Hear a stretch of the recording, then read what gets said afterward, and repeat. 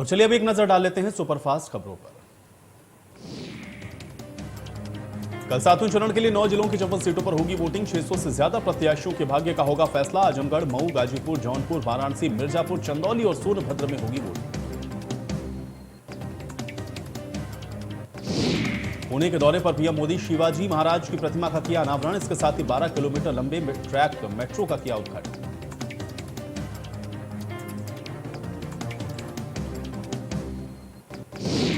Ukraine से लौटे छात्रों से सीएम योगी ने की मुलाकात। सीएम आवास पर मुख्यमंत्री ने छात्रों के साथ साझा की उनकी आपबीती। छात्रों ने सीएम को सुनाई यूक्रेन की दहशत की कहानी।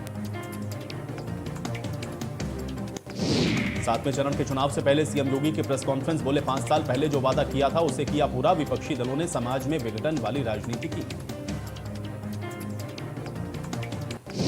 सीआईएसएफ का 53वां स्थापना दिवस आज। चीफ गेस्ट के तौर पर मौजूद रहे केंद्रीय गृह मंत्री अमित शाह। शहीदों को अमित शाह ने दी श्रद्धांजलि, परेड के लिए सलाम। पीएम मोदी ने वाराणसी में की जनसभा। कहा पीएम ने विपक्ष पर जमकर साधा निशाना। यूपी की जनता विपक्ष के खिलाफ एकजुट खड़ी है। घोर परिवारवादियों को सत्ता में आने से रोकें। दूसरी पार्टियों को आम जनता की परवाह नहीं।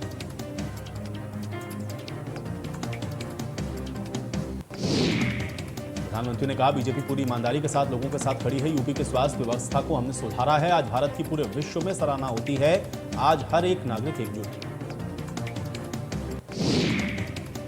इसके साथ ही कहा कि काशी का व्यापार पूरे देश में पहुंचाया। विपक्ष ने मेक इन इंडिया का भी विरोध किया। विपक्ष ने आजादी के अमृत महोत्सव का विरोध किया और अब आपका परिवार बीजेपी का ही परिवार है। सोनभद्र के रॉबर्ट्सगंज में सीएम योगी ने की विशाल जनसभा। हाइडेल मैदान में आयोजित कार्यक्रम में जिले वासियों को 514 करोड़ रुपए की दी सौगात। 250 करोड़ की लागत से निर्मित होने वाले राजकीय मेडिकल कॉलेज का शिलान्यास। 79 विकास परियोजनाओं का लोकार्पण और शिलान्यास।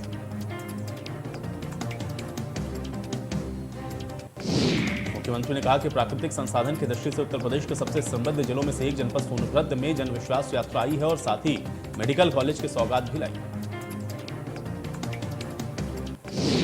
इसके साथ ही कहा कि 2022 तक सोनभद्र समेत आसपास के सभी जिलों के हर गांव में हर घर नल योजना के तहत शुद्ध पेयजल पहुंचाने का काम होगा। हमारी सरकार ने वृद्धावस्था पेंशन को भी दोगुनी देने का फैसला किया। भदोही में भी सीएम योगी ने की विशाल जनसभा को संबोधित करते हुए विपक्ष पर बोला हमला। माफिया, अपराध और भ्रष्टाचार को लेकर मुख्यमंत्री के तेवर सख्त। एसपी का ध्यान केवल कब्रिस्तान की बाउंड्री बनाने में। इसके बाद कहा कि तीसरे चरण के बाद का रुझान देखते हुए विपक्ष के नेताओं ने उत्तर प्रदेश छोड़ने का मन बना लिया है और अब वो विदेश का टिकट बुक करा चुके हैं।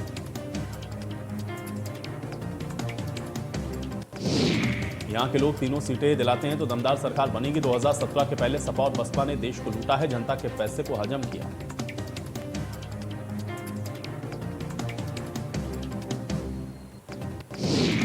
जौनपुर में गृह मंत्री अमित शाह की जनसभा। कहा अतीक मुख्तार और आजम खान कहां हैं? एक दो छूट गए हैं। 7 मार्च को कमल का बटन दबाना है। 11 मार्च को वो भी जेल में होंगे। उन्होंने कहा कि यूपी को अपराध मुक्त बनाने की यात्रा बीजेपी ने शुरू की है। मल्हनी में उमानाथ सिंह का बहुत बड़ा ऋण है। मल्हनी वाले केपी को जिता करके ये कर्ज सूद समेत लौटाना है। इसके साथ ही उन्होंने कहा कि यूपी को माफिया मुक्त करने का वादा है। इसमें थोड़ी सी कसर छूट गई है। बिना नाम लिए उन्होंने बाहुबली धनंजय सिंह पर निशाना साधा। एक बार मल्हनी में कमल खिला दो, वो भी मुख्तार के साथ ही दिखाई दे।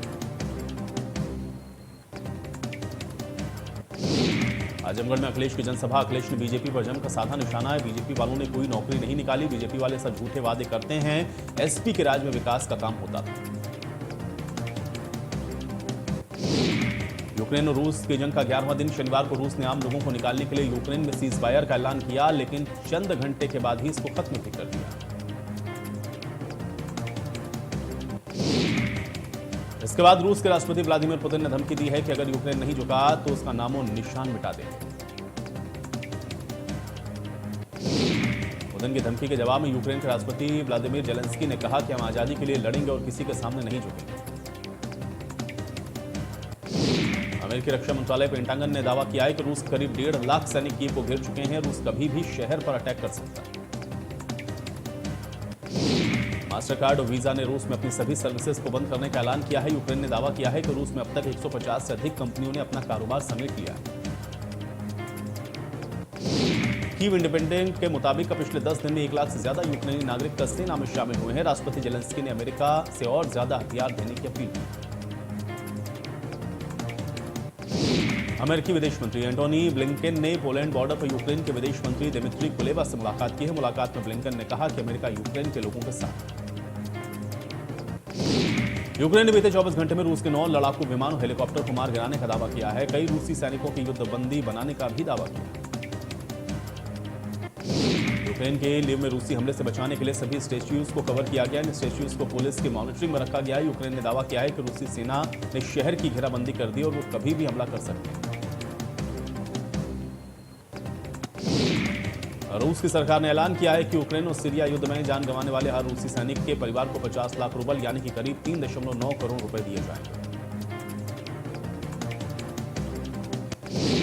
आज सुबह 4:37 पर नेपाल में भूकंप के झटके महसूस किए गए हैं। भूकंप का केंद्र राजधानी काठमांडू से 166 किलोमीटर दूर था। रिक्टर स्केल पर भूकंप की तीव्रता 4.3 मापी गई। बीजेपी के पूर्व जिलाध्यक्ष के बेटे अमरीश त्रिपाठी की हत्या से सनसनी फैल गई। दबंगों ने जमीन विवाद में पीट कर हत्या कर दी है। पुलिस ने 4 संदिग्धों को हिरासत में लिया है। पूछताछ जारी।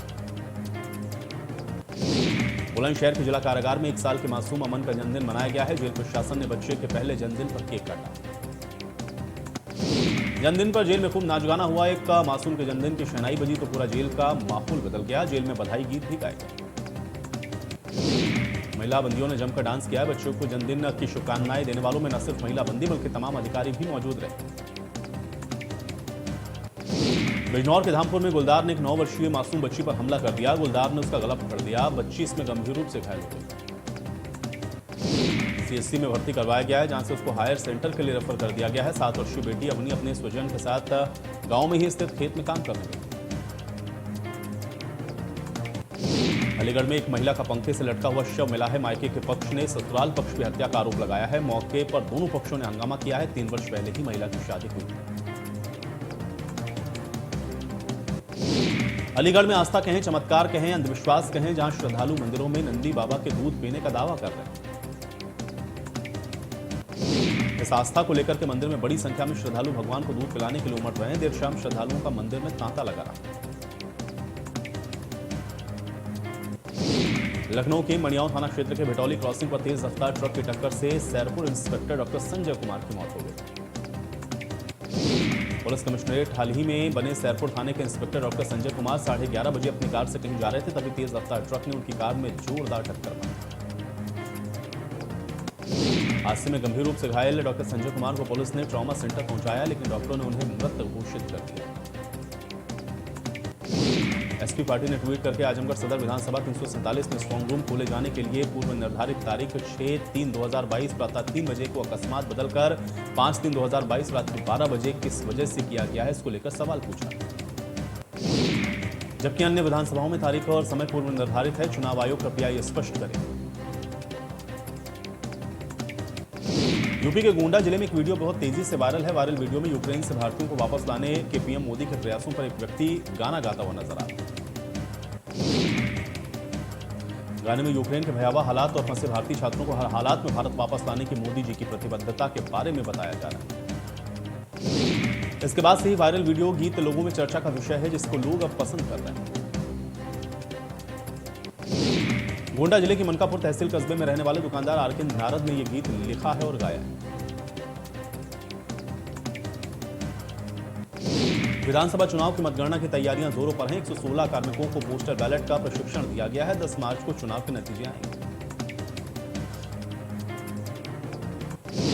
उत्तराखंड में कांग्रेस ने पोस्टल बैलेट पर नाराजगी जताई है। सूची में रिटायर्ड और दिवंगत के नाम भी शामिल हैं। प्रदेश कांग्रेस अध्यक्ष मुख्य निर्वाचन अधिकारी को इस बाबत पत्र लिख चुके हैं।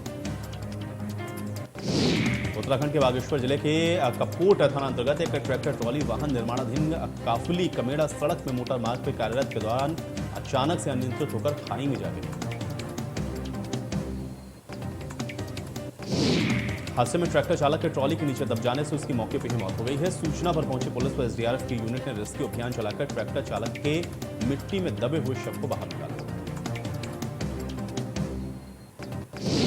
नवविवाहित के संदिग्ध परिस्थितियों में मौत हो गई। परिजनों ने न्याय की गुहार लगाई है। मामले में अभी तक कोई कार्रवाई नहीं की गई।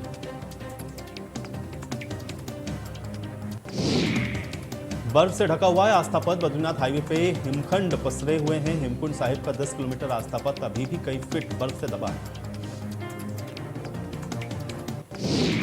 उत्तराखंड में मौसम का मिजाज बदलने की संभावना है। पर्वतीय क्षेत्र में बारिश और बर्फबारी के आसार हैं। मौसम विभाग ने मौसम में बदलाव की आशंका जताई। दिल्ली एनसीआर में मदर डेयरी ने भी बढ़ाए दूध के दाम। 2 रुपए प्रति लीटर बढ़ाई गई कीमत। नई दरें रविवार से होंगी लागू।